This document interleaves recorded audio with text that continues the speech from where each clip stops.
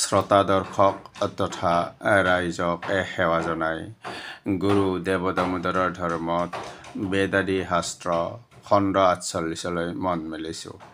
এই খণ্ডত ভাগৱত পুৰাণৰ দ্বিতীয় স্কন্ধৰ অষ্টম, নৱম আৰু দশম অধ্যায়ৰ সৈতে গুৰুদেৱ দামোদৰৰ ধৰ্মতত্বৰ বিষয়ে যৎসামান্য কোৱাৰ চিন্তা কৰিছোঁ।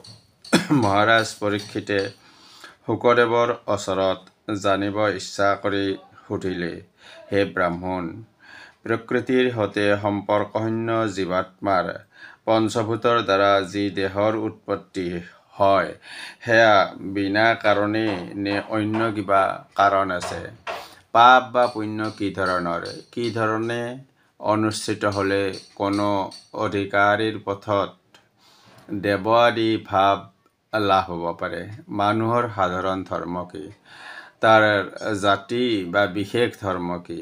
ভিন্ন ব্যৱসায়ী ৰাজৰ্ষিসকলৰ ধৰ্ম কি?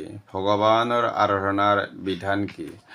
আধ্যাত্ম অৰ্থাৎ আত্মা বিষয়ক শাস্ত্ৰোক্ত অষ্টাংগ যোগৰ বিধানেই বা কি? মহাপ্ৰলয়ত যাৰ বা যিসকলৰ উপাধি ঈশ্বৰত বিলীন হৈ যায়, সেই জীৱবিলাক আকৌ কিদৰে সৃষ্টি হয়?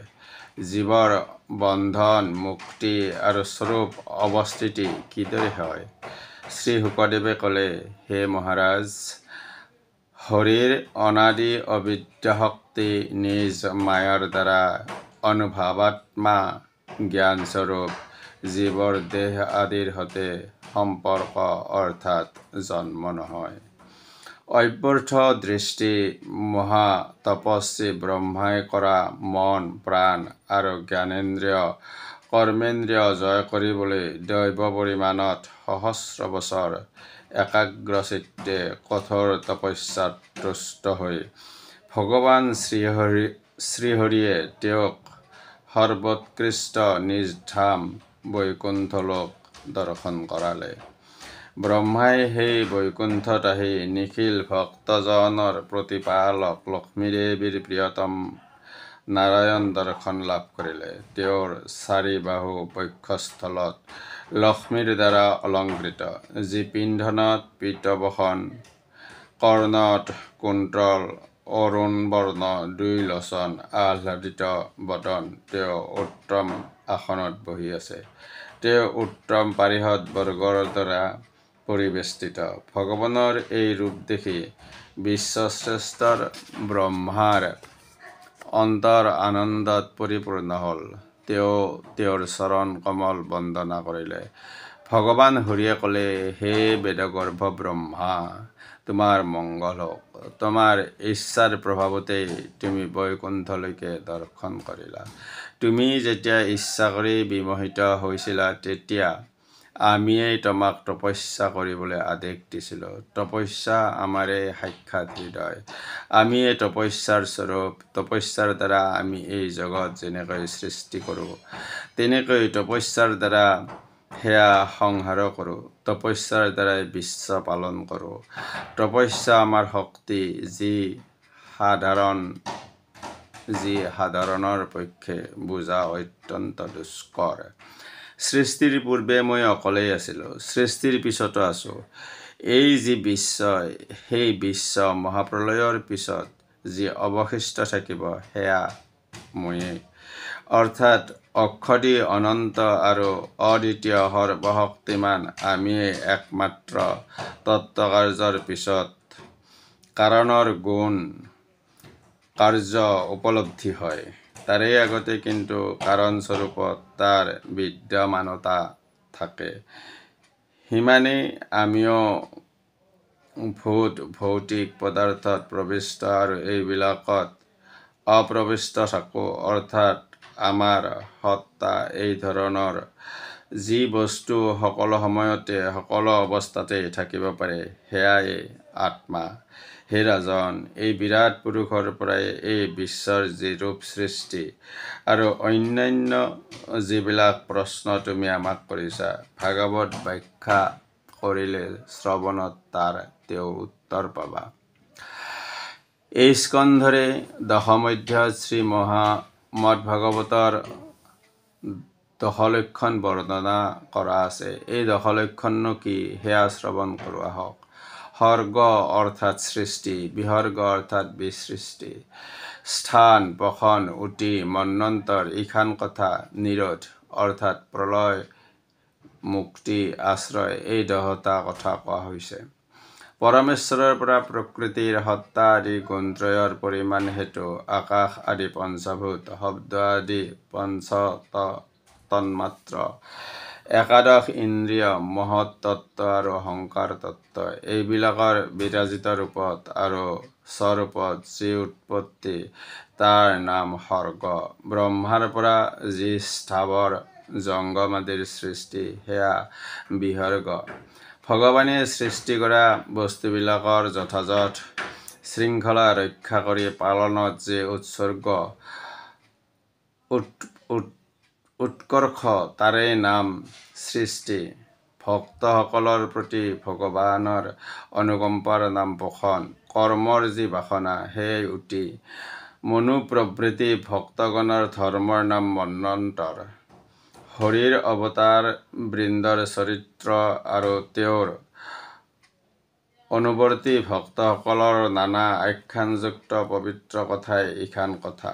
ভগৱান হৰিয়ে যোগনিদ্ৰা অৱলম্বন কৰিলে নিজ উপাধিৰ সৈতে জীৱবিলাকৰ ভগৱানত যি লয় নিৰোধ, অবিদ্যাৰ দ্বাৰা অধ্যস্ত জীৱৰ কৰ্তৃত্ব আদি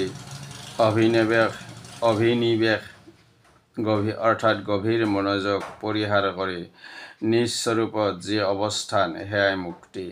যাৰ পৰা এই নিখিল বিশ্বৰ সৃষ্টি আৰু যাত সকলো লয় প্ৰাপ্ত হয়, যাক পৰব্ৰহ্ম আৰু পৰমাত্মা বোলা হয়, তেওঁৰেই নাম আশ্ৰয়।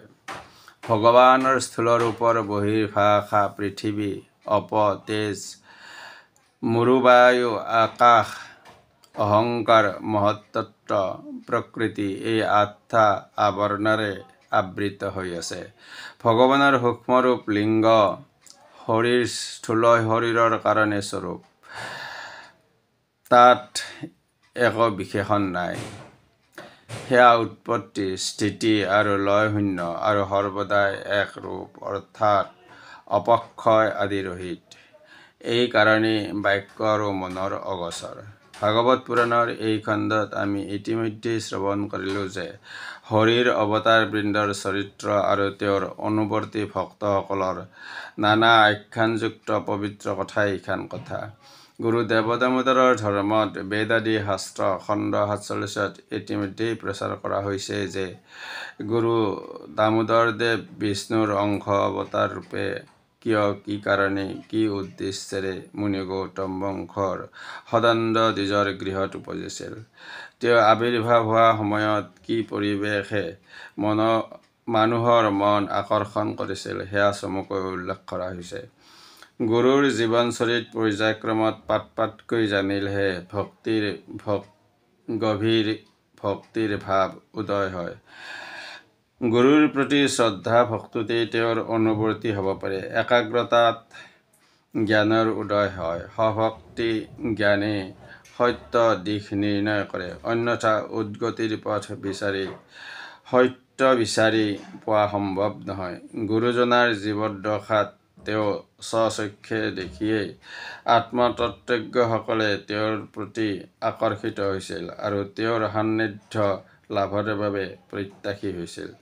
প্ৰত্যাশা নাথাকিলে, একাগ্ৰতা নাথাকিলে অন্বেষণী জীৱনৰ আৰম্ভ নহয়। অন্বেষণী আকাংক্ষিত বিজ্ঞ পণ্ডিতসকলে তেওঁৰ সান্নিধ্য লাভ কৰিয়েই তেওঁৰ আশ্ৰয় বিচাৰিছিল, অৰ্থাৎ শৰণ দীক্ষা ল'বলৈ হৃদয়েৰে ইচ্ছুক হৈ পৰিছিল। তেওঁৰ মুখনিসৃত বাক্যৰ বাণীৰ সীমাবেৰ, মধুৰতা, আচাৰ নীতি আদি অনুভৱ কৰিলে, তেওঁৰ পাণ্ডিত্য অনুধাৱন কৰিব পাৰিলেহে তেওঁৰ অনুগামী হোৱাত প্ৰকৃতাৰ্থত সাৰ্থকতা আছে। তেওঁৰ ঈশ্বৰ সত্তা, ঈশ্বৰীয় গুণৰ মহিমা অতি সূক্ষ্ম অনুভূতিতহে বাস্তৱৰ সৈতে অনুভৱ কৰা সম্ভৱ। তেনে গুৰুৰ অনুগামী বা অনুবৰ্তী সকলৰহে আখ্যানযুক্ত পবিত্ৰ কথা বা কাহিনী সম্ভূত হয় যি ইখান কথা ওপৰত উল্লেখিত 10 লক্ষণত স্থিতি কথা কোৱা হৈছে। ভগৱানৰ আশীষ পুষ্ট হৈ মানৱেও কিবা নহয় কিবা সৎ মহৎ সৃষ্টি কৰে যি সৃষ্টি মানুহৰ মংগলৰ নিমিত্তে। সেই সৃষ্টিৰ যথাযথ শৃংখলা ৰক্ষা কৰি যথোপযুক্ত পালনেৰে উৎকৰ্ষ সাধনতেই আমাৰ স্থিতি থাকে। যেনে নিয়ম পালনেৰে পুত্ৰ জন্ম দি বা সংসাৰ পাতি উৎকৰ্ষ সাধন কৰাতহে জন্মদাতাৰ স্থিতি থাকে। গুৰুৰ আশ্ৰয়ত সভক্তিৰে একান্ত চিত্তে মনোনিৱেশ কৰি ভগৱানক ভক্তি কৰি সদাচাৰ সৎ বাক্যাচাৰ সুচিন্তিত সুবিচাৰতহে ভগৱানৰ অনুকম্পা সম্ভৱ হয়। সেই অনুকম্পাৰ নামেই পোষণ। আকৌ কৰ্মৰ বাসনাই অতি, কিন্তু সৎ কৰ্মৰ ফল শুভ বুলি আমি সকলোৱে জানো। যিসকলো মানৱৰ কল্যাণাৰ্থে কৰ্ম কৰে তাতেই ভগৱান বিৰাজমান। এনেবোৰ শিক্ষা আদেশ গুৰু দেৱদামোদৰে ভিন্ন কৰ্ম পন্থাৰে আমাক শিক্ষা দি গৈছে। পণ্ডিত ভট্টদেৱে গুৰুজনাৰ সমস্ত আদৰ্শ আদেশ নীতি নিষ্ঠাৰে পালন কৰি ঈশ্বৰৰ লগত সংযোগ কৰিবলৈ সক্ষম হৈছে। সেয়েহে তেওঁ ইখান কথা অতি ইত্যাদি গুণৰ অধিকাৰী। এনে বহু উদাহৰণ আমি অন্বেষণ কৰিলে, গৱেষণা কৰিলে, অধ্যয়ন কৰিলে নিশ্চিতভাৱে পাওঁ বা পাম। ভাগৱত পুৰাণৰ এই অধ্যায়ৰ আমি পাইছোঁ যে শ্ৰীহৰিয়ে কৈছে তেওঁই তপস্যা কৰিবলৈ আদেশ দিয়ে। তপস্যা তেওঁৰ সাক্ষাৎ হৃদয়, তেওঁই তপস্যাৰ স্বৰূপ। তপস্যা কৰাৰ বাবে ঈশ্বৰৰ আদেশ পাবলৈ সাধাৰণ মানুহৰ বাবে সাধনা নিৰৱচ্ছিন্ন হ'ব লাগিব। গুৰু দেৱদামোদৰে এনে বহু উদাহৰণ তেওঁৰ জীৱন বাটত খোজ কাঢ়োতে দি থৈ গৈছে। নিৰৱচ্ছিন্ন সাধকে সাধনাত সিদ্ধি লাভ কৰে। সেই সিদ্ধি দহৰ বাবে গুৰু দেৱদামোদৰৰ ধৰ্ম তত্ত্ব, আদৰ্শ তত্ত্ব, বাণী তত্ত্ব আদি বহু তত্ত্ব তেওঁৰ উদ্ভাৱিত বৈদিক সনাতন ভাগৱতী বৈষ্ণৱ ধৰ্মৰ মাজেৰে প্ৰতিভাত হৈছে। আশা ৰাখিছোঁ গুৰুৰ আদেশ নিৰ্দেশ অথবা আশীষ পালে অনাগত দিনত বহুত কথা ব্যক্ত কৰাৰ সুচল পাম।